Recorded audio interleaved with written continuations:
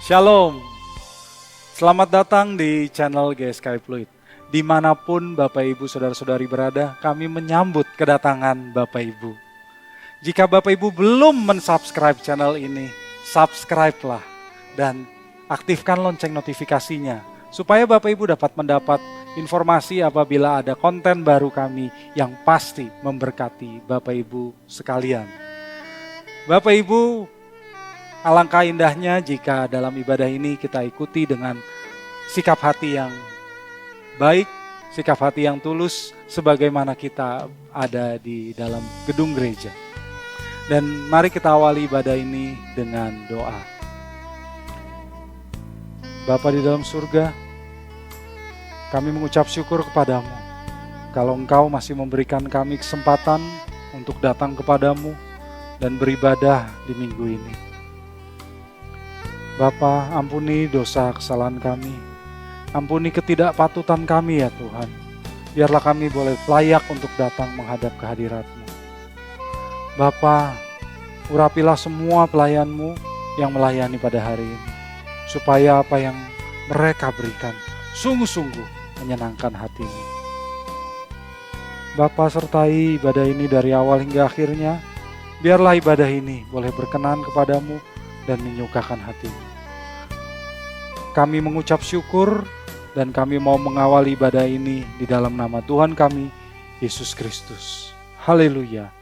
Amin. Selamat beribadah Bapak Ibu, Tuhan memberkati. Mari lebih lagi kita bersama memuji Tuhan. Segala pujian hanya bagi Engkau ya Tuhan.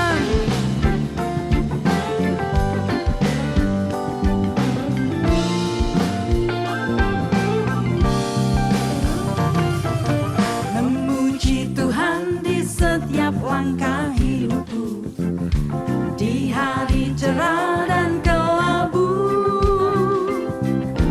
segala keadaan, susah atau senang, selalu ku puji nama Tuhan. Memuji Tuhan di setiap langkah hidupku, di hari cerah dan kelabu,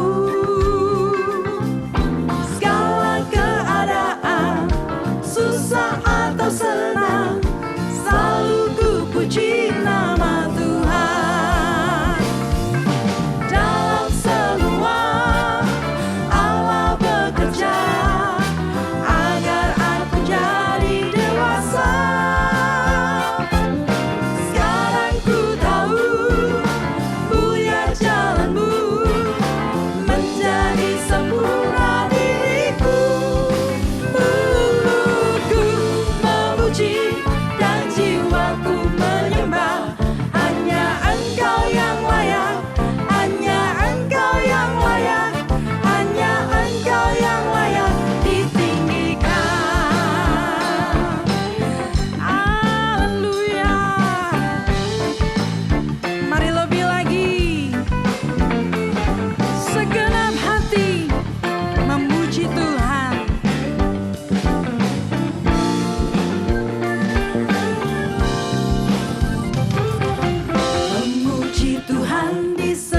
Langkah hidupku, di hari cerah dan kelabu, segala keadaan, susah atau senang, selalu ku puji dalam semua. Allah bekerja agar aku jadi dewasa.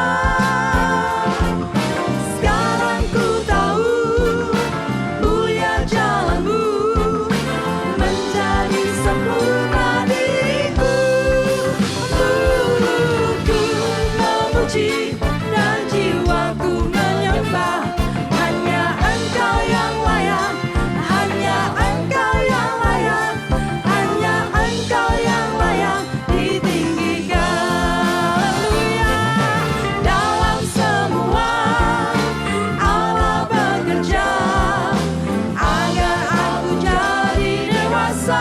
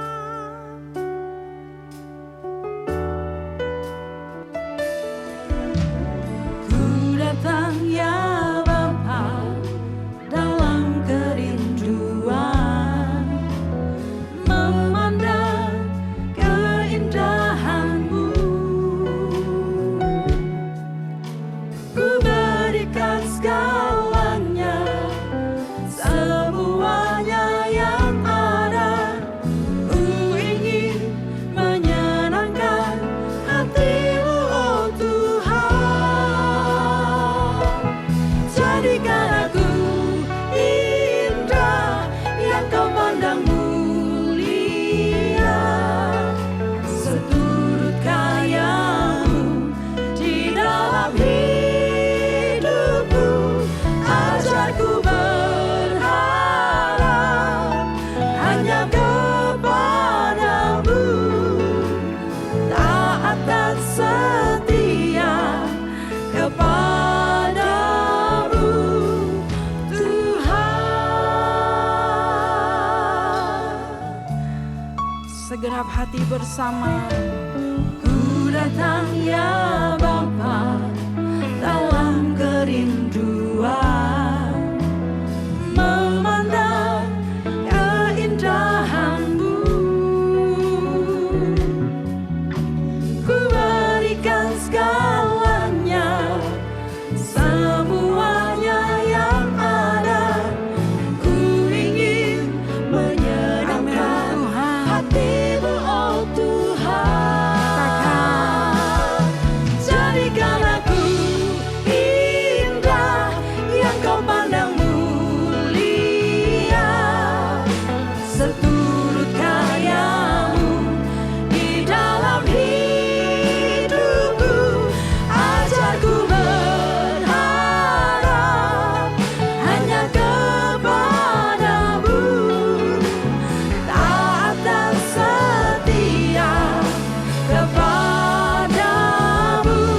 Jadikan aku indah yang Kau pandang mulia, seturut karya-Mu di dalam hidupku. Ajarku berharap hanya kepadamu, taat dan setia kepada. Jadikannya Tuhan, haleluya, amin Tuhan. Seturut karya-Mu di dalam hidupku. Ajarku berharap hanya kepadamu, taat dan setia kepadamu, Tuhan. Katakan, taat dan setia, taat dan setia, taat dan setia kepadamu, Tuhan.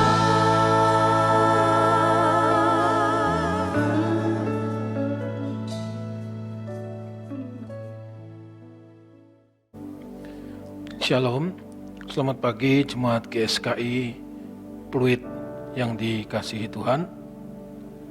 Sebelum kita memulai ibadah kita, mari kita berdoa bersama. Bapak, terima kasih untuk kesempatan yang masih Bapak beri bagi kami. Kami mau belajar untuk menghargai kesempatan demi kesempatan yang Bapak beri, supaya kami bisa berubah menjadi seperti yang Tuhan inginkan. Oleh karena itu, berkati kebenaran firman pada pagi hari ini, supaya kami bisa mengerti dan kami bisa berjuang untuk menghidupi firman yang Bapa inginkan untuk kami hidupi. Kami bersyukur, kami buka hati kami hanya di dalam nama Tuhan Yesus. Amin. Bapak Ibu Saudara sekalian, hari-hari ini kita mendengar berita duka, di mana mulai dari orang-orang yang tidak kita kenal, orang yang kita kenal, teman, sahabat, bahkan orang-orang yang kita kasihi, berpulang satu persatu. Realita ini mengingatkan kita bahwa betapa dekatnya manusia dengan kematian. Seharusnya kenyataan ini menyadarkan kita bahwa satu-satunya tujuan hidup di dunia ini hanyalah untuk mempersiapkan diri dengan sebaik mungkin supaya dapat memasuki hidup kekal bersama dengan Tuhan. Semakin kuat kita bisa menghayati kenyataan bahwa hidup yang sangat singkat ini sangat dekat dengan kematian, maka semakin kita sadar bahwa hidup yang kita jalani di dunia ini dengan segala kesibukannya hanyalah untuk mempersiapkan diri memasuki hidup yang kekal. Dengan adanya kesadaran ini akan membuat kita lebih berhati-hati dan mawas diri dalam menjalani sisa hidup yang kita jalani ini. Dan ketika kita jumpai ada hal-hal yang belum berkenan, kelemahan-kelemahan, kebiasaan-kebiasaan buruk yang masih membelenggu dan mengikat, segera kita akan bereskan. Jadi semakin kita menyadari bahwa hidup yang kita jalani di dunia ini menentukan nasib kekal kita, maka kesempatan hidup yang masih kita miliki dan yang tidak pernah kita ketahui kapan berakhir, akan kita pergunakan untuk membereskan hal-hal yang masih belum beres di dalam diri kita. Supaya ketika waktunya tiba, kita kedapatan berkenan di hadapan Tuhan. Bapak, Ibu, Saudara sekalian, kita harus menyadari dan benar-benar menghayati setiap manusia yang pernah hidup di muka bumi ini pasti akan tiba di ujung akhir hidupnya. Meskipun kita tidak pernah tahu kapan waktu kita akan berakhir, tetapi yang pasti setiap orang akan tiba di ujung akhir hidupnya. Nah, ketika seseorang tiba di akhir ujung hidupnya, maka satu-satunya yang dipersoalkan adalah apakah ia diterima oleh Tuhan atau tidak. Jadi ketika seseorang ada di ujung maut, saudara, maka yang selama ini dipersoalkan dan diperjuangkan, seperti mengejar dan mengumpulkan harta atau kekayaan, mengejar posisi atau jabatan, atau kesenangan-kesenangan yang lain. Ketika seseorang ada di ujung maut, semua itu sudah tidak lagi dipersoalkan. Karena hanya satu yang dipersoalkan, apakah ia kedapatan berkenan di hadapan Tuhan atau tidak. Karena momentum perpindahan atau transisi dari keadaan fana menuju keadaan kekal adalah sebuah peristiwa yang sangat dahsyat dan menggentarkan. Dan peristiwa ini tidak bisa diungkapkan dengan kata-kata. Hanya orang yang mengalami, yang bisa mengerti, yang bisa menyadari bahwa memang peristiwa ketika ada di dalam tahta pengadilan Kristus, atau ketika sedang ada di dalam proses perpindahan, transisi, yaitu dari kefanaan menuju kehidupan kekal, itu luar biasa, menggentarkan. Seharusnya tidak perlu lebih dahulu mengalami peristiwa ini baru kita gentar. Ketika saat ini pun kita bisa menghayati. Kalau hidup kita diisi oleh kebenaran demi kebenaran, kalau hidup kita berjalan bersama dengan Tuhan setiap hari, maka Tuhan pasti akan mendidik dan mengajar kita, bahkan membuat kita bisa menghayati betapa dahsyatnya transisi dari kehidupan fana kepada kehidupan kekal. Itu sangat menggentarkan.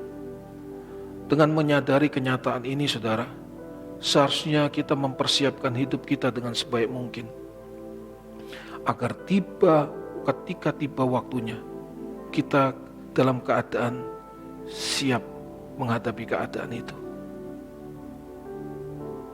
Oleh karena itu kita harus mengerti dan menyadari ada dua suasana yang paling menegangkan dan menggentarkan yang pasti akan dihadapi oleh setiap manusia. Yang pertama adalah perpindahan dari kefanaan menuju pada kekekalan, di mana ketika roh dan jiwa itu terpisah dari tubuh. Suasana itu adalah suasana yang sangat dahsyat dan menggentarkan. Dan itu pasti akan dialami oleh setiap orang. Kalau seseorang tidak terbiasa menjalani hidupnya dengan berjalan bersama dengan Tuhan, maka di ujung akhir hidupnya, dia akan mengalami ketakutan yang luar biasa. Tapi ketika seseorang memiliki pengalaman berjalan secara pribadi dengan Tuhan, dia tidak mengalami ketakutan sama seperti orang yang tidak mengenal Tuhan. Oleh karena itu sisa hidup yang masih kita miliki harus kita perjuangkan dengan sungguh-sungguh dan sangat serius untuk mempersiapkan diri mengalami peristiwa ini. Dan yang pasti akan kita alami. Yang kedua, peristiwa yang sangat menegangkan yang kedua adalah ketika kita harus menghadap tahta pengadilan Tuhan untuk mempertanggungjawabkan seluruh hidup yang sudah kita jalani di muka bumi ini. Inilah suasana yang paling menegangkan yang harus dihadapi oleh setiap orang. Tidak ada suasana yang lebih menegangkan selain ketika seseorang akan melepaskan nyawa dan menghadap tahta pengadilan Tuhan. Mari kita renungkan bersama, saudara. Persoalan yang dihadapi manusia, persoalan yang terbesar yang hadapi manusia, apapun nama persoalan itu hanya sampai batas usianya di muka bumi ini. Hanya sampai batas kematian. Karena ketika menutup mata untuk selama-lamanya di dunia, apa yang selama ini menjadi persoalan yang memberatkan hidupnya sudah tidak lagi menjadi persoalan dalam hidupnya. Tetapi keadaan di ujung akhir hidup seseorang bukan cuma sekedar antara hidup dan mati. Tetapi keadaan di ujung akhir hidup seseorang itu berbicara tentang bersama-sama dengan Tuhan untuk selamanya atau terpisah dari Tuhan untuk selamanya. Kalau terbiasa menjalani hidup berkenan kepada Tuhan, maka ketika ada di ujung maut maupun ketika sedang menghadapi tahta pengadilan Tuhan, kita tidak alami ketakutan seperti orang yang tidak mengenal Tuhan. Karena kita memiliki kesaksian di dalam batin bahwa Tuhan sudah membentuk dan menuntun kita dalam sepanjang sisa hidup yang kita jalani. Jadi keyakinan ini timbul bukan hanya di nalar atau pikiran, tetapi melalui pengalaman pribadi berjalan bersama dengan Tuhan setiap hari. Di mana melalui pengalaman tersebut, saudara, kita alami proses dididik dan dibentuk oleh Tuhan sehingga hidup kita berubah. Hidup kita berubah. Jadi ketika menghadap Tuhan, kita tidak akan alami ketakutan sama seperti orang yang tidak mengenal Tuhan. Tetapi jika tidak memiliki pengalaman pribadi berjalan bersama Tuhan dan dibentuk oleh Tuhan melalui peristiwa-peristiwa hidup yang terjadi atau yang kita alami, maka ketika di ujung maut baru sadar keyakinannya yang selama ini bahwa dia pasti akan diterima oleh Tuhan, ternyata hanyalah sebuah keyakinan yang semu. Dan jika baru sadar bahwa keyakinan itu adalah keyakinan yang semu ketika ada di ujung maut, maka kesadaran tersebut sia-sia, saudara. Karena sudah tidak ada lagi kesempatan untuk memperbaiki diri. Oleh karena itu Bapak Ibu Saudara sekalian, sisa hidup kita di dunia ini harus terus-menerus diperjuangkan untuk diisi oleh kebenaran-kebenaran dan bergaul, memiliki pergaulan yang real dengan Tuhan.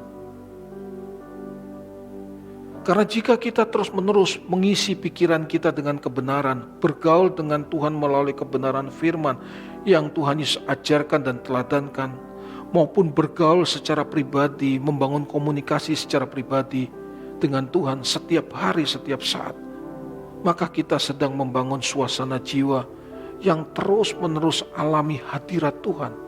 Hadirat Tuhan.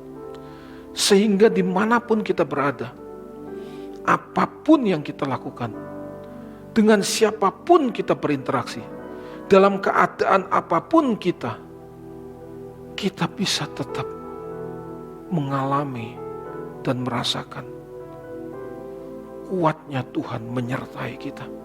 Kuatnya Tuhan menyertai kita.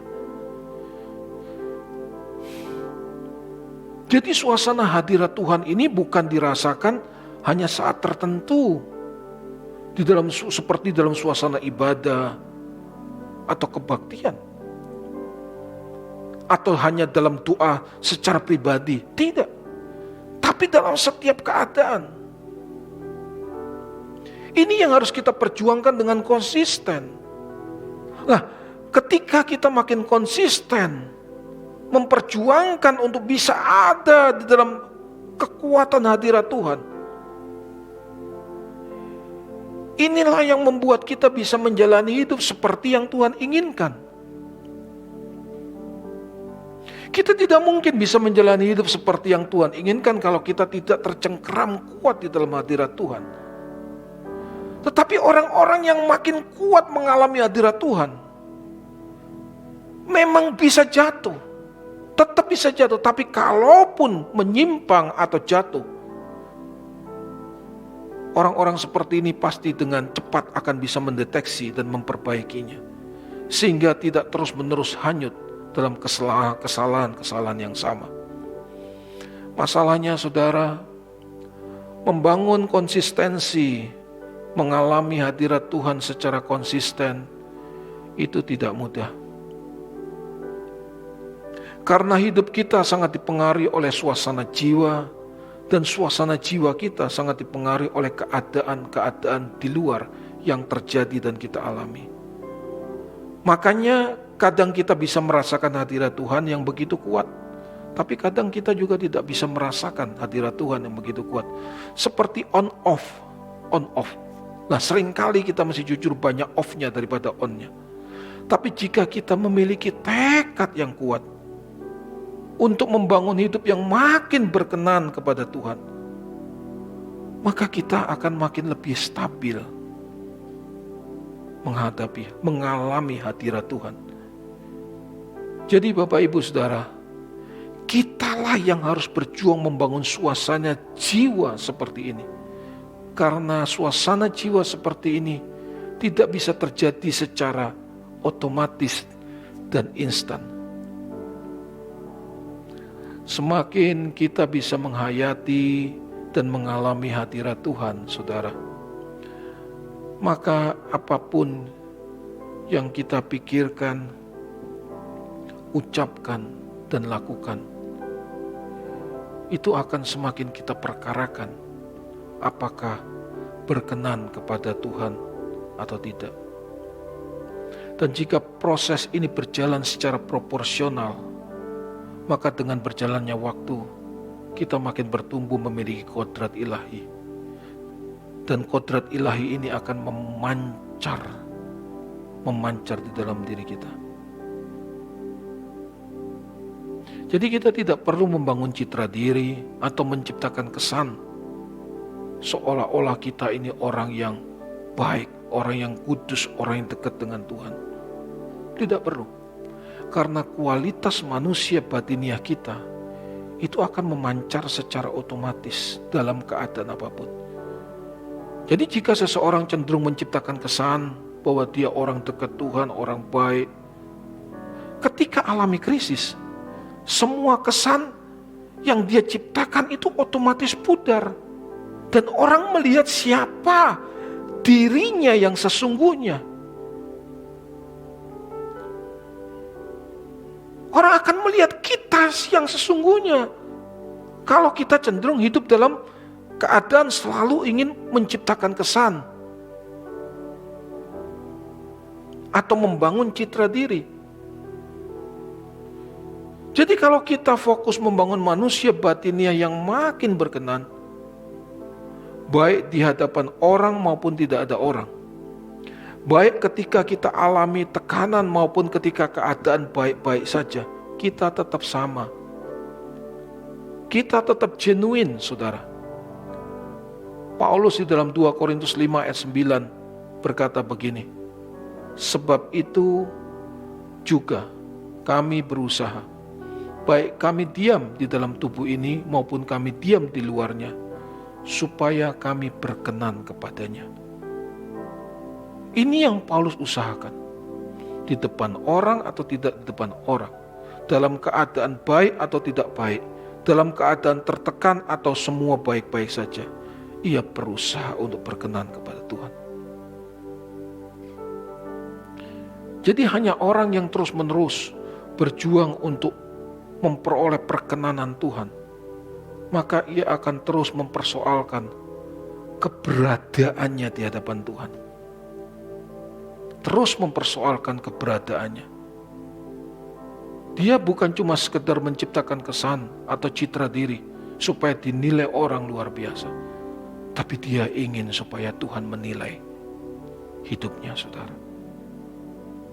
Jadi ketika kita sadar bahwa persoalan terbesar di dalam hidup ini adalah diterima atau ditolak oleh Tuhan,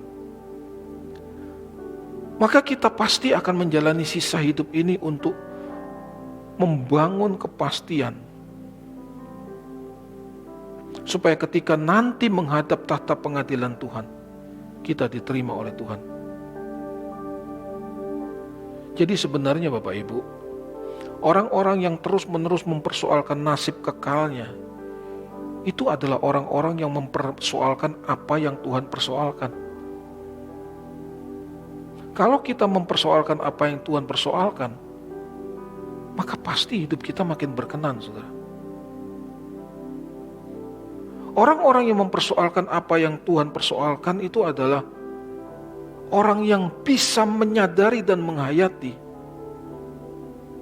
betapa pentingnya kehidupan kekal jauh lebih penting dari kehidupan yang ada di dunia ini. Maka sementara ia masih menjalani hidup di dunia ini, ia akan berjuang, saudara, untuk menjalani sisa hidupnya di dunia ini untuk makin berkenan. Dengan cara apa? Bagaimana berjuang untuk bisa menyenangkan hati Tuhan yang sudah menebus hidupnya, yang sebenarnya dia terpisah dari Tuhan untuk selama-lamanya, tapi ditebus oleh Tuhan, dimiliki oleh Tuhan. Maka dia harus memberi dirinya untuk supaya Tuhan benar-benar bisa memiliki hidupnya, saudara. Inilah orang-orang yang sedang berjuang untuk mempersiapkan kehidupan kekalnya. Ada satu lagu yang luar biasa, yang sebenarnya kalau kita menghayati bait demi bait, mengingatkan kita bahwa kita harus berjuang untuk menyenangkan hati Tuhan senantiasa. Menyenangkan hati Tuhan lebih dari segalanya. Disingkatnya hidupku, kesempatan berharga karena anugerah-Mu. Di renungan hati ini, kata dan perbuatan, di semua rencanaku, semua cita-citaku, seturut kehendak-Mu. Engkau ciptakan aku untuk menyenangkan-Mu.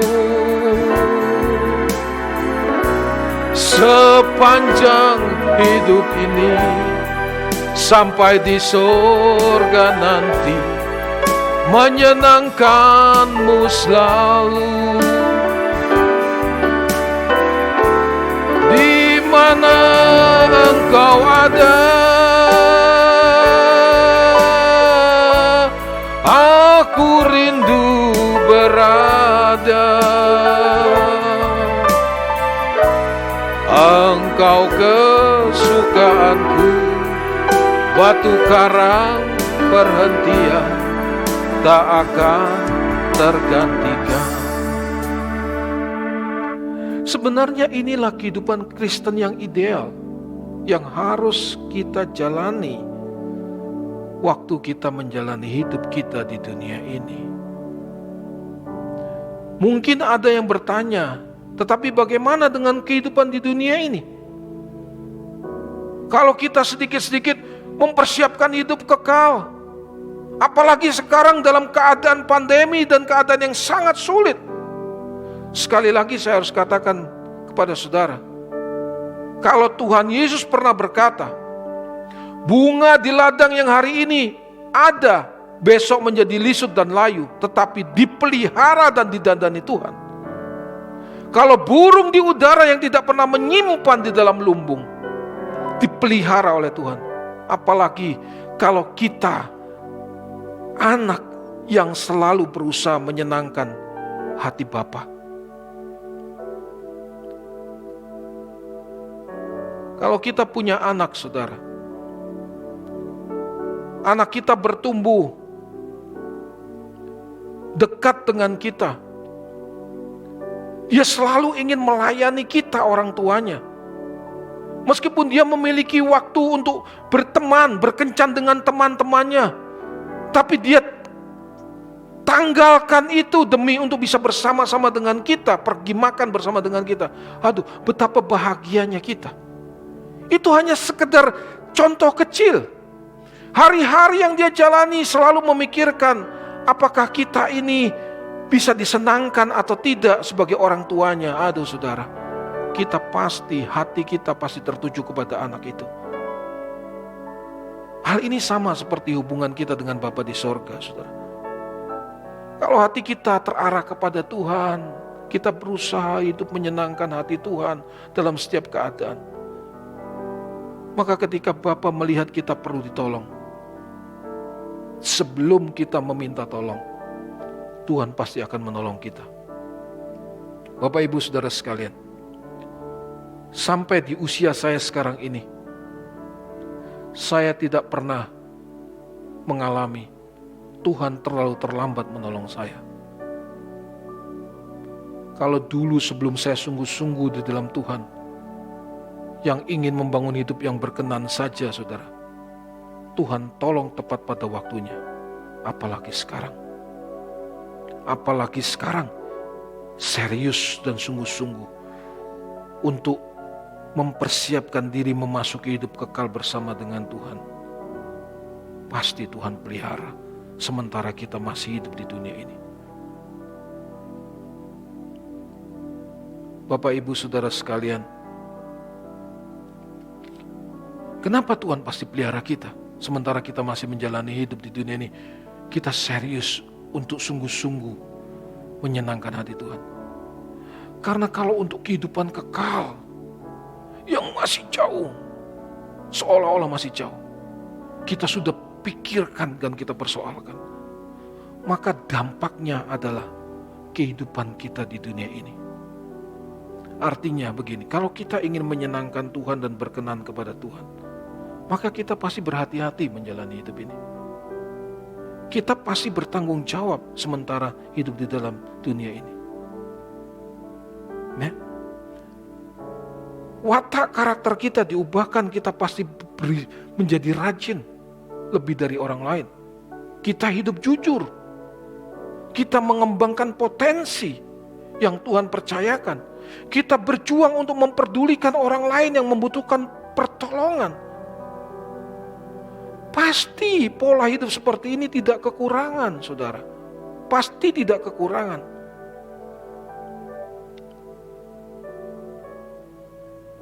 Jadi saudara, kalau kita menjalani hidup dengan penuh tanggung jawab, mengembangkan potensi, rajin, jujur, bisa dipercaya, pasti hidup di dunia ini tidak kekurangan. Dan yang terakhir, kita menjadi berkat bagi orang lain.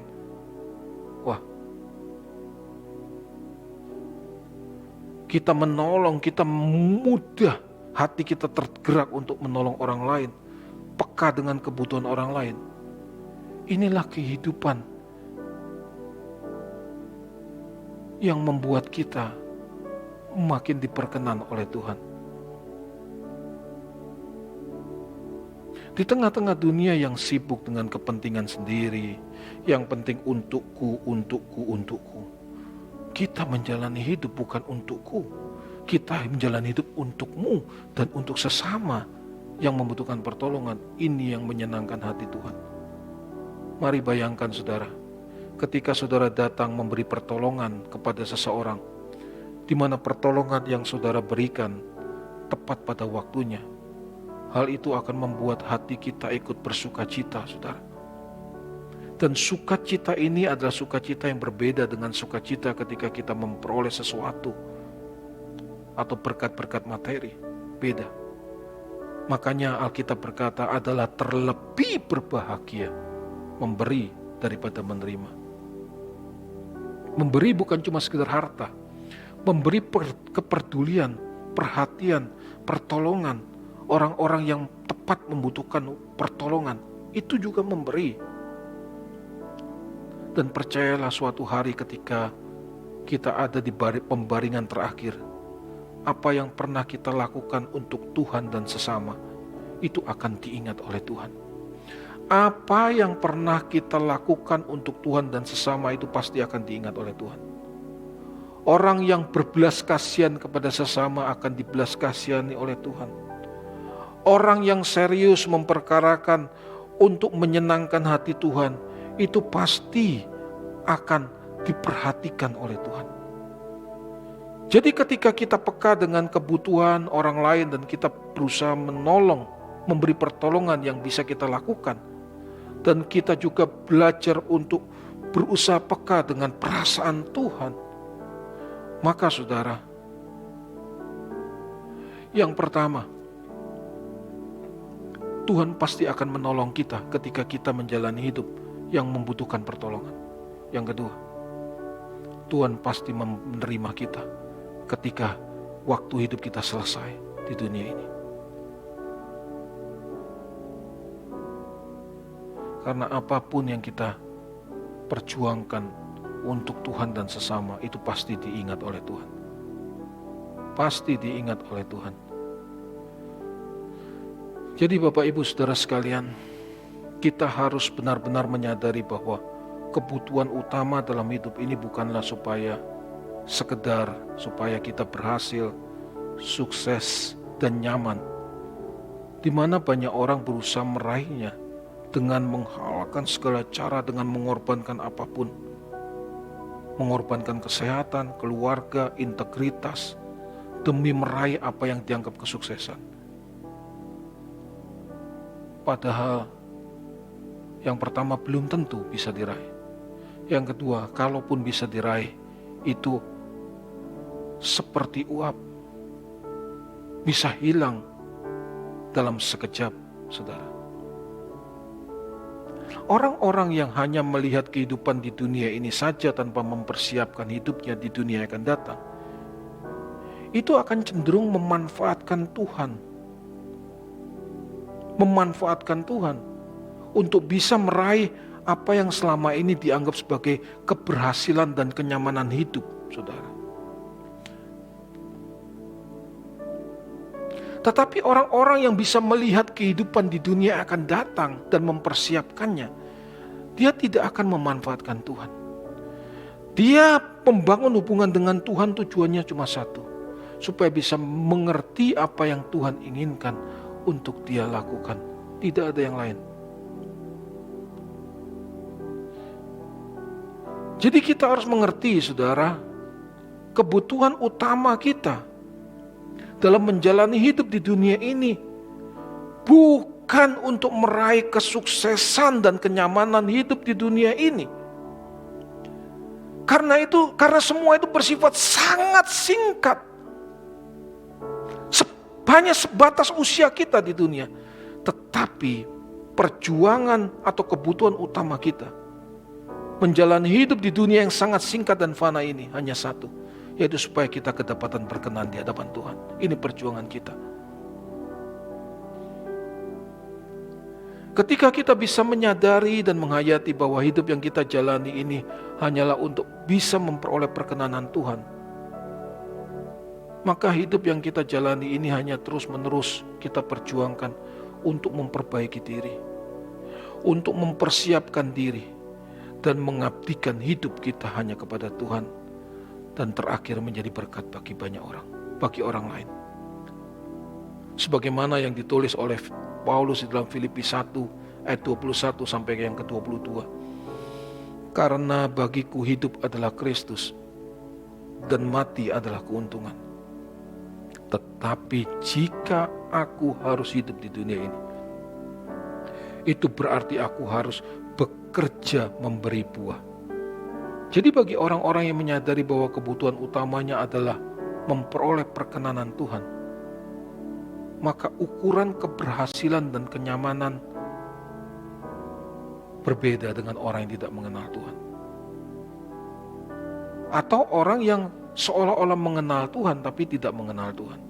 Orang yang tidak mengenal Tuhan, saudara, ukuran keberhasilan atau suksesnya atau kenyamanan hidupnya adalah supaya bisa mengumpulkan sebanyak-banyaknya untuk dinikmati senikmat-nikmatnya.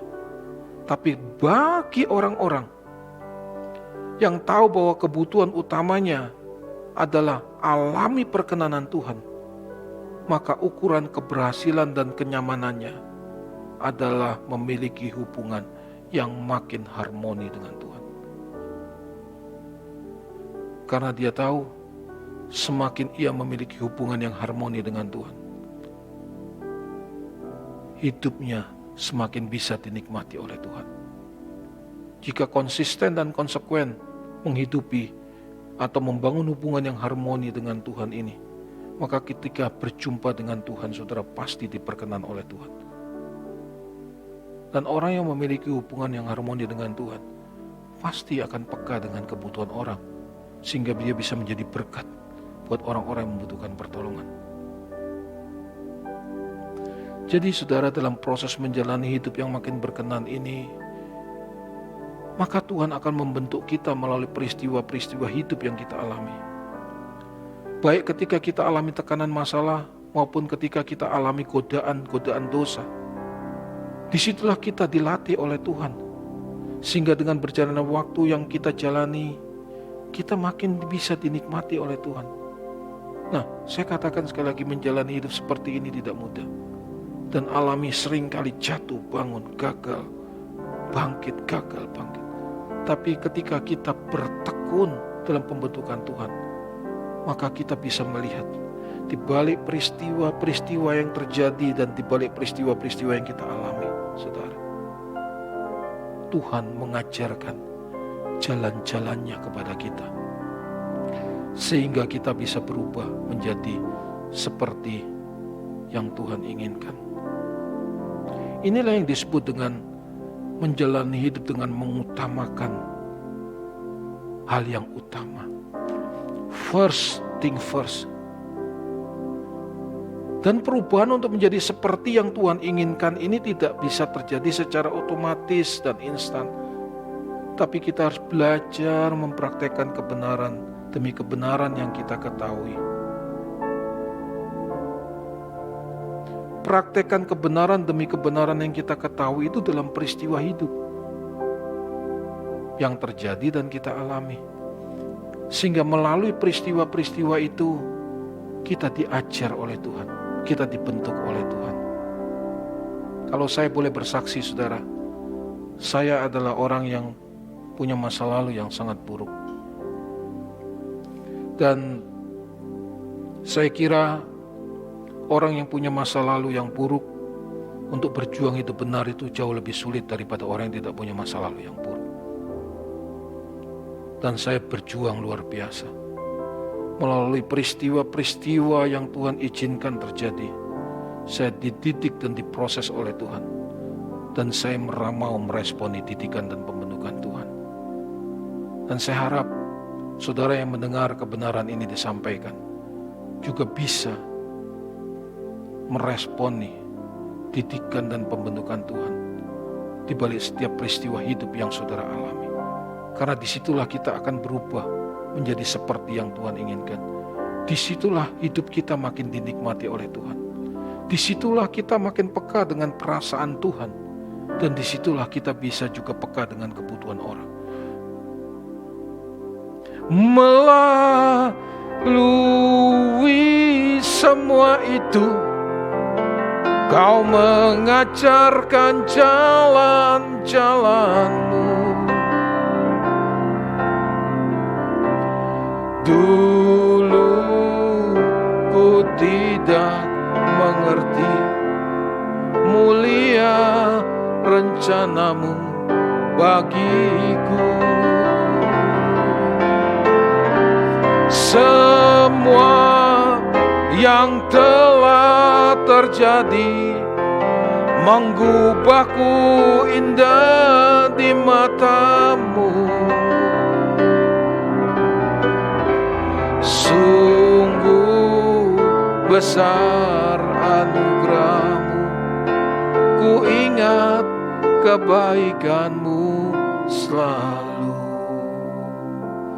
Jadi Bapak Ibu, kalau kita terus dibentuk oleh Tuhan di balik peristiwa-peristiwa hidup, meskipun awalnya itu menyakitkan, tidak menyenangkan, tidak enak, tapi kalau kita terus berkomitmen untuk dibentuk Tuhan melalui peristiwa hidup itu, maka apa yang selama itu kita alami itu tidak enak akan membuat kita begini, saudara. Yang tidak enak ini ternyata merubah hidupku. Dan aku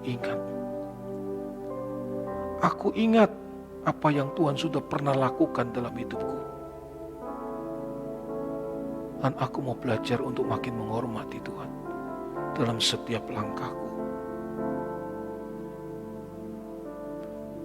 Jadi ingat Bapak Ibu, Tuhan akan membentuk kita dalam setiap peristiwa hidup. Awalnya tidak menyenangkan.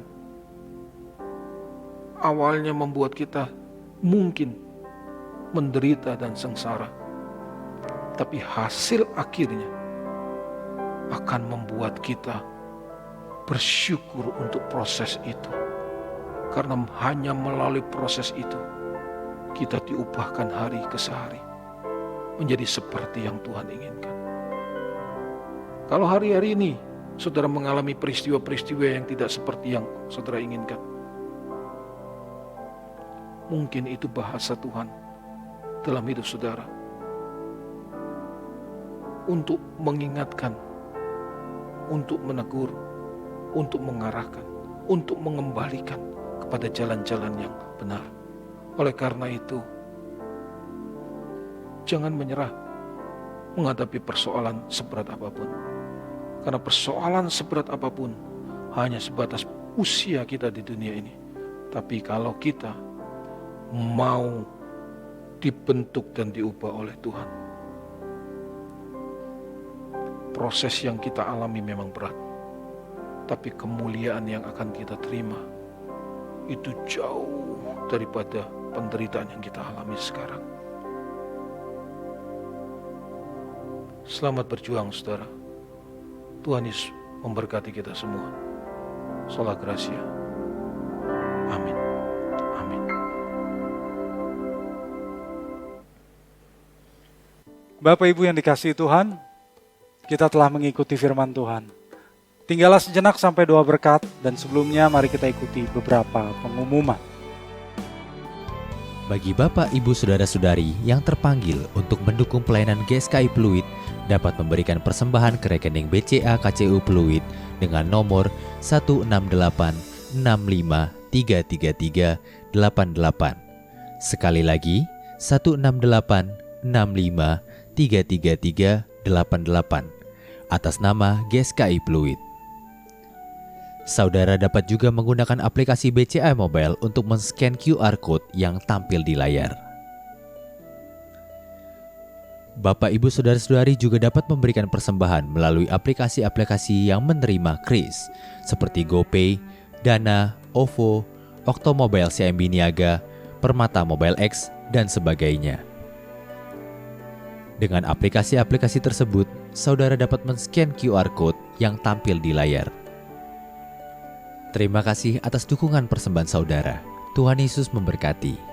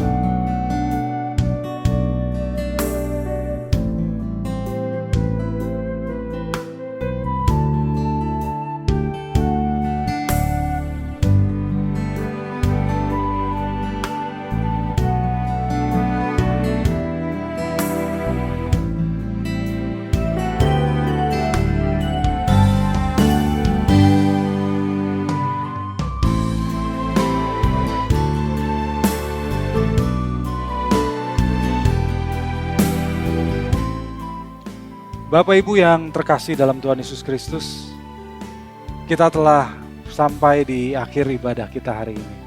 Mari kita bangkit berdiri untuk berdoa dan menerima berkat dari Tuhan. Bapa di dalam surga, kami bersyukur atas firman. Berkati hamba-Mu Pendeta Roni Runtukahu, berkati keluarganya. Pakai hamba-Mu terus untuk menyampaikan berkat-Mu melalui firman yang disampaikan olehnya Tuhan. Firman yang mengubah hati banyak orang dan menyelamatkan banyak orang. Terima kasih ya Bapa, terima kasih. Berkati persembahan yang telah disampaikan oleh anak-anak-Mu kepadamu. Sebab persembahan ini akan dipergunakan untuk pekerjaan Tuhan melalui gereja kami. Bapa, cukupi kebutuhan anak-anak-Mu yang mengikuti ibadah ini. Khususnya dalam situasi pandemi. Banyak orang yang mengalami kesusahan, banyak orang yang mengalami kesulitan. Tapi kami tahu Tuhan, bahwa Engkau tidak pernah meninggalkan anak-anak-Mu, dan Engkau selalu ada beserta dengan mereka. Biarlah Engkau kuatkan anak-anak-Mu Bapa, sehingga dalam keadaan sulit apapun, Engkau tetap beserta dengan mereka dan mereka boleh merasakan penyertaan-Mu, penggarapan-Mu dalam diri mereka. Terima kasih Bapa.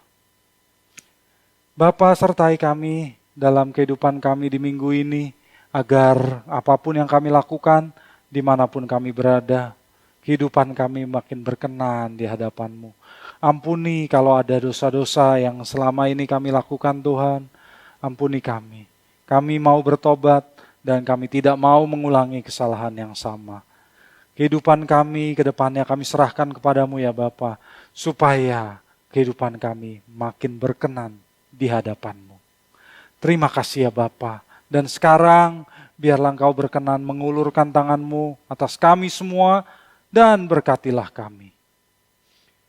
Bapak Ibu Saudara-saudari yang dikasihi Tuhan, arahkanlah pandangan-Mu kepada Tuhan dan terimalah berkat dari Tuhan. Biarlah cinta kasih dari Allah Bapa, berkat rahmat anugerah dari Putranya yang tunggal, Gembala Agung kita Tuhan Yesus Kristus, dalam persekutuan penyertaan Roh Kudus, terus beserta dengan saudara sekalian, mulai saat ini sampai selama-lamanya. Amin.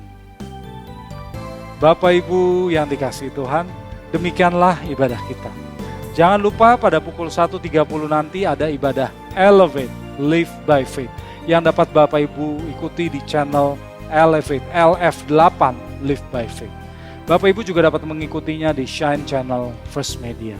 Jangan lupa subscribe channel YouTube GSKI Fluid. Kita bertemu kembali pada kesempatan mendatang. Tuhan memberkati.